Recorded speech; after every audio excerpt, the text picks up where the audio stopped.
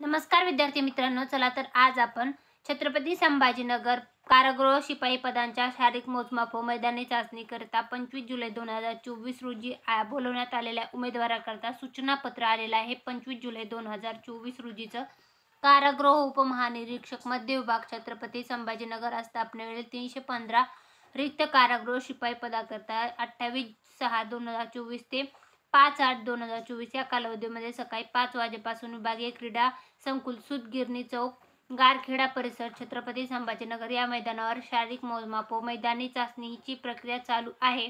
कारागृह शिपाई पदाच्या भरती प्रक्रियेकरिता 25 जुलै 2024 रोजी शारीरिक मोजमाप व मैदानी चाचणीकरिता 1731 उमेदवारांना बोलवण्यात आलेले आहे. परंतु मैदानी चाचणी घेण्याच्या मैदानावर पाऊस पडल्याने मैदान ओले झाल्यामुळे 25 जुलै 2024 रोजी मैदानी चाचणी घेण्यात येऊ शकत नाही.